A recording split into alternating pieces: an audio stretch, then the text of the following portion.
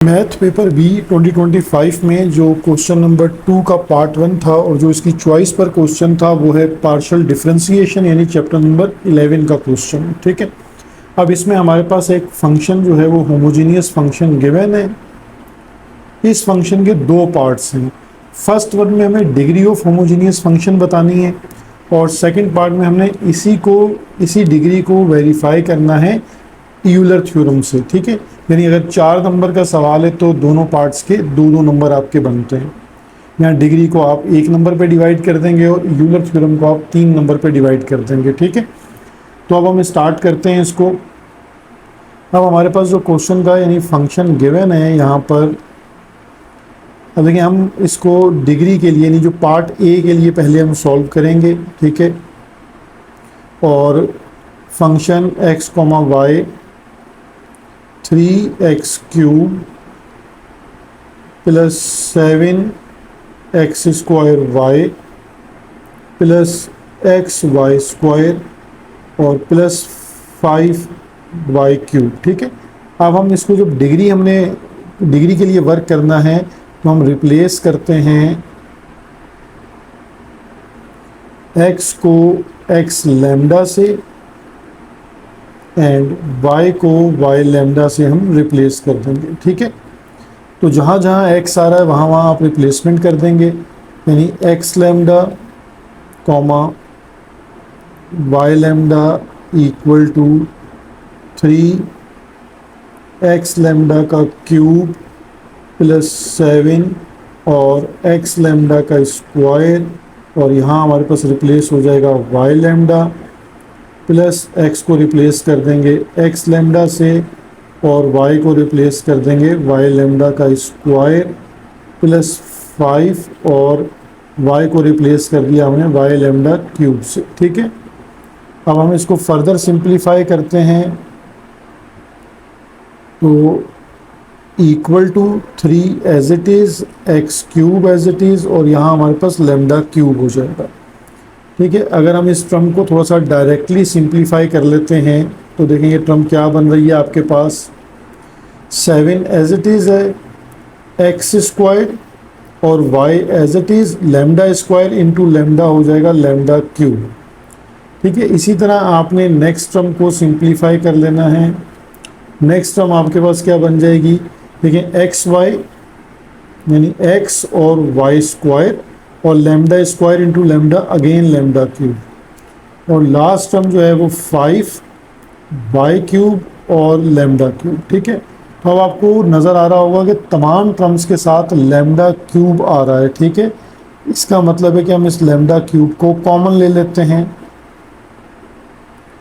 तो lambda cube को जब हम कॉमन लेंगे तो हमारे पास आ जाएगा 3x cube plus 7x square y plus x y square plus 5y cube. ठीक है, अब आप देखेंगे तो ये कंप्लीट ओरिजिनल फंक्शन बन रहा है, यानी ये जो आपके पास कॉमन लेने के बाद जो आपके पास ब्रैकेट में पूरा एक फंक्शन आ रहा है, ये वही फंक्शन है जो ओरिजिनल फंक्शन गिवन था। तो यहाँ से आपको डिग्री फाइंड आउट हो जाती है, यानी आप लिखेंगे कि अकॉर्डिंग टू डेफिनेशन, यानी डेफिनेशन के अकॉर्डिंगली हम पहले तो इस चीज़ को ऐसे भी लिख सकते हैं। देखें F x comma X lambda और Y lambda equal to lambda cube, और ये आपके पास ओरिजिनल फंक्शन बन गया। इसको हमने एफ एक्स कॉमा वाई से रिप्लेस कर दिया।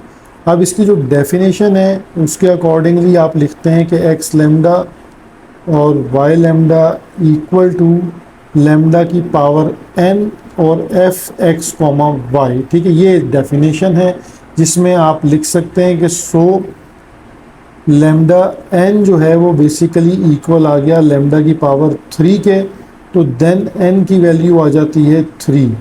ठीक है, ये डिग्री को रिप्रेजेंट करता है, तो हम कह सकते हैं कि degree of homogeneous function f x comma y is 3। ठीक है, ये क्वेश्चन का पार्ट ए हमने यहाँ तक सॉल्व कर लिया। अब हमने इसका जो पार्ट बी सॉल्व करना है, हमने इसी क्वेश्चन को यूलर थ्योरम के थ्रू वेरीफाई करना है, यानी यहाँ से हम इसका पार्ट बी जो है वो स्टार्ट कर देंगे। अब हमारे पास जो फंक्शन गिवन है उसको लिख लेते हैं, f x comma y equal to 3x³ plus 7x² y plus xy² plus 5y³। ठीक है, ये हमारे पास गिवन फंक्शन था। अब हमने इसको पार्शली डिफरेंशिएट करना है। ठीक है, अब हम इसको पार्शली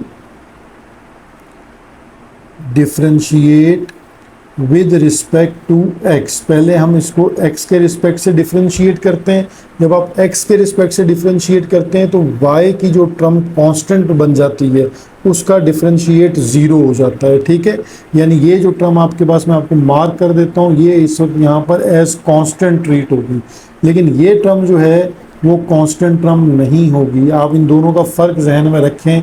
यहाँ y यहाँ भी आ रहा है, इस टर्म को भी जहन में रखें कि ये कांस्टेंट ट्रीट नहीं होगी, क्योंकि यहाँ x² के साथ मल्टीप्लाई में y है, तो यहाँ पर 7 और y कोफिशेंट बनेंगे।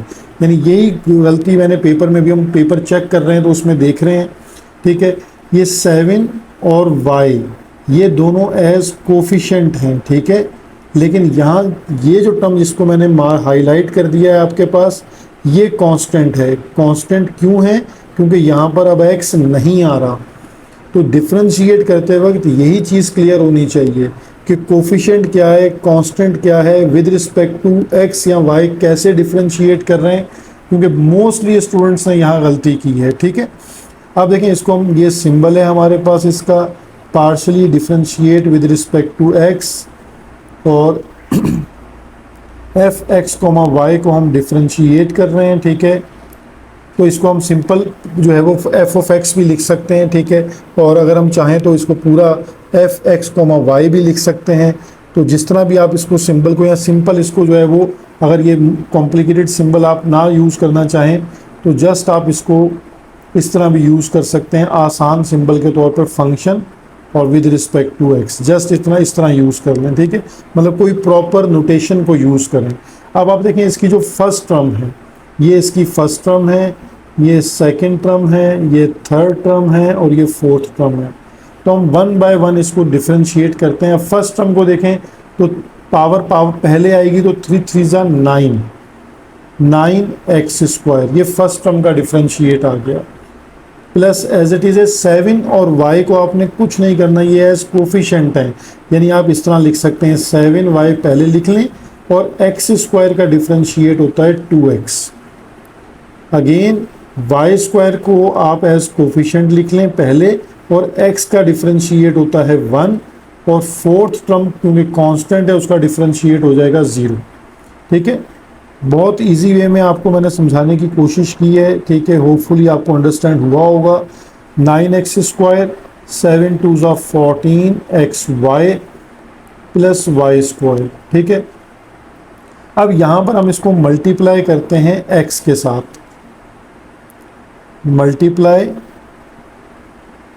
Bye x। ठीक है, तो यहाँ इसको x से मल्टीप्लाई करेंगे तो partial differentiation of function with respect to x equal to, देखें x से मल्टीप्लाई करेंगे तो ये हो जाएगा 9x³ plus 14x² plus xy²। ठीक है, ये हमारे पास इक्वेशन नंबर 1 बन गई। अब आपने अगेन ये जो फंक्शन आपके पास था, यहाँ से अब आपको कम से कम स्टेप भी क्लियर होंगे कि हमने क्वेश्चन को प्रोसीड कैसे करना है। ठीक है, ये फंक्शन एज इट इज़ आपके पास है 3x³ plus 7x² plus xy² और प्लस का 5y³। ठीक है, अब आपने पार्शली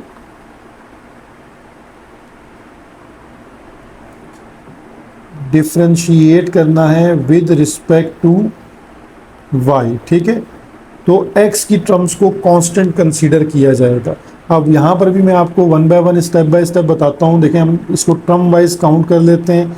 ये टर्म 1 है, ये 2 है, ये 3 है और ये टर्म नंबर 4 है। ठीक है, अब इसका अलग अलग इफेक्ट आप चेक करते जाएं। ये partial differentiate with respect to y में फर्स्ट टर्म आपके पास कांस्टेंट है, ये कांस्टेंट क्यों कंसीडर होगी, ठीक है, क्योंकि इसमें y नहीं आ रहा, तो इसका डिफरेंशिएट हो जाएगा 0। अब देखें सेकंड में आपके पास 7x² कोफिशिएंट है और y का differentiate with respect to y 1 है, और थर्ड टर्म में x आपके पास कोफिशिएंट है, y² का डिफरेंशिएट है 2y, और नेक्स्ट में आपके पास y 5 एज इट इज़ है और y³ का डिफरेंशिएट क्या है 3y²। ठीक है, तो यहाँ हमारे पास partial differentiation with respect to y में अब ये टर्म आ गई 7x² प्लस 2xy प्लस 5 3 ज़ा 15y²। ठीक है, अब हम इसको मल्टीप्लाई करेंगे, मल्टीप्लाई बाय y। अब y से इसको मल्टीप्लाई करते हैं तो y partial differentiation of function with respect to y equal to 7x² plus 2xy² और 15y³। ये हमारे पास इक्वेशन नंबर आ गई 2। ठीक है, अब जब इक्वेशन नंबर 2 भी हमारे पास आ गई तो अब हम देखें कि हमने इसको जो है वो ऐड करना होता है, इन दोनों इक्वेशंस को हमने ऐड करना है, यानी हम यहाँ पर एडिंग इक्वेशन नंबर 1 एंड 2। ठीक है, अब हमारे पास लेफ्ट हैंड साइड पे था x partial differentiation of function with respect to x plus y partial differentiation of function with respect to y।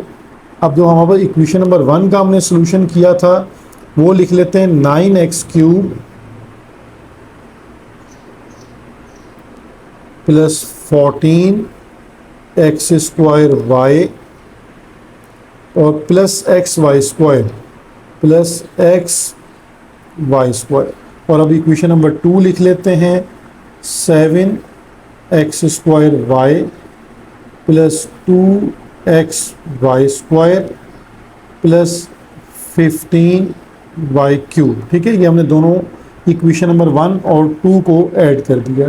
तो अब हमारे पास यहाँ इसका रिजल्ट बनाते हैं, जो सिमिलर टर्म्स हैं देखें तो ये और ये टर्म आपके पास सिमिलर हैं, और xy² और 2xy² ये टर्म आपके पास सिमिलर है।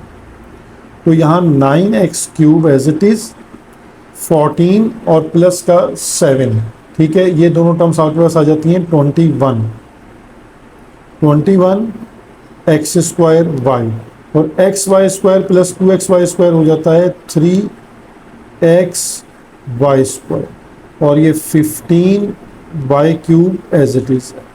अब यहाँ से अगर आप देखें तो आपके पास 3 कॉमन आ रहा है, यानी x³ 3 3 ज़ा 9x³ और 3 7 ज़ा 21x² और जस्ट xy² और 3 5 ज़ा 15y³। अब अगर आप देखते हैं गौर से तो ये अगेन ओरिजिनल फंक्शन आपके पास बन जाता है। ठीक है, तो ओरिजिनल फंक्शन की जगह पे आप यहाँ लिख सकते हैं 3f। ठीक है, ये आपका ओरिजिनल फंक्शन बन गया। इससे आपका यूलर थ्योरम जो है वो वेरीफाई हो जाता है, क्योंकि आपके पास यूलर थ्योरम क्या होता है, x partial differentiation of function with respect to x, y partial differentiation of function with respect to y equal to nf। ये है यूलर थ्योरम। तो इसके अकॉर्डिंगली क्या होता है कि n किसके इक्वल आ रहा है, 3 के, और प्रीवियसली भी आपके पास डिग्री क्या आ रही थी, 3 आ रही थी। तो आपके पास जो है वो वेरीफाई हो जाता है क्वेश्चन कि आपके पास यहाँ भी डिग्री जो है वो 3 आ रही है।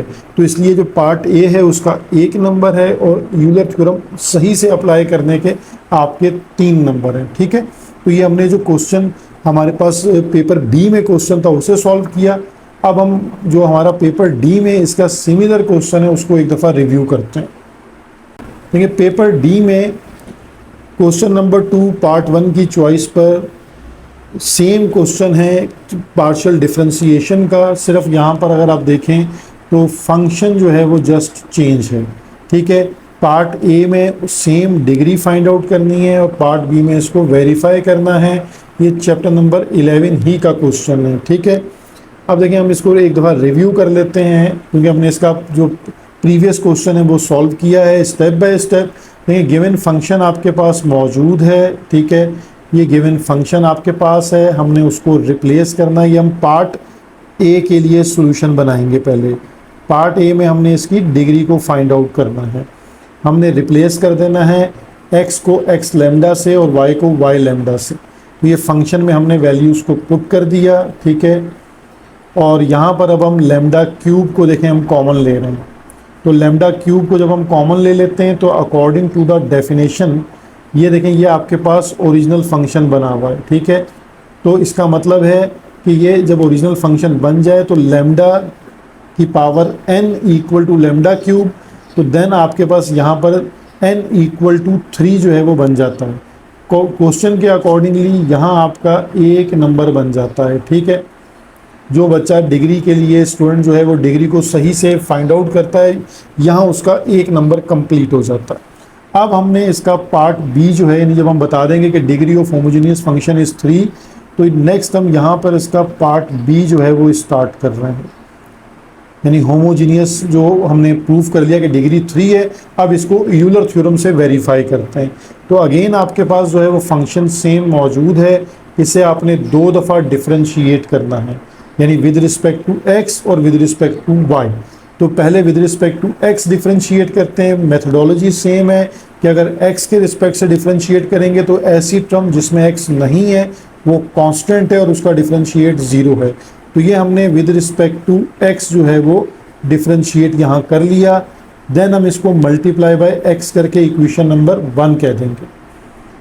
अब सिमिलरली इस पार्ट को हमने अगेन जो है वो फंक्शन को with respect to y differentiate करना है। तो यहाँ जिस टर्म में y नहीं होगा वो टर्म आपके पास क्या बन जाएगी, कांस्टेंट, और उसका डिफ्रेंशिएट 0 हो जाएगा। तो हमने इसको ये पार्शली डिफ्रेंशिएट कर लिया with respect to y। Then अब हम इसको y से मल्टीप्लाई कर देंगे, बोथ साइड मल्टीप्लाई किया जाता है। देन इक्वेशन नंबर 1 एंड 2 को ऐड कर लेते हैं। ये अब हमने इस स्टेप में इक्वेशन नंबर 1 और 2 को ऐड कर लिया। ये इक्वेशन नंबर 1 है और देन ये इक्वेशन नंबर आपके पास 2 है, ठीक है। दोनों को ऐड कर दिया। आफ्टर एडिशन इसके अंदर देखें यहाँ से इस स्टेप में से आपके पास 3 कॉमन आ रहा है, तो हम 3 कॉमन लेंगे तो ये ओरिजिनल फंक्शन बन गया आपके पास। तो जब ओरिजिनल फंक्शन बन गया और 3 बाहर आ रहा है तो इसका मतलब है 3 इसकी डिग्री है, क्योंकि जो यूलर थ्योरम है उसके अकॉर्डिंगली ये कंप्लीट फंक्शन f बना हुआ है और मल्टीप्लाई में 3 है, तो 3 जो है वो आपके पास डिग्री है। और यहाँ क्वेश्चन के अकॉर्डिंगली हमारे पास इस स्टेप तक पहुँचने के नंबर आपके 3 हैं। तो 1 और 3 4 नंबर का ये क्वेश्चन था और यहाँ हमारी यूलर प्रॉपर्टी जो है वो वेरीफाई हो जाती है।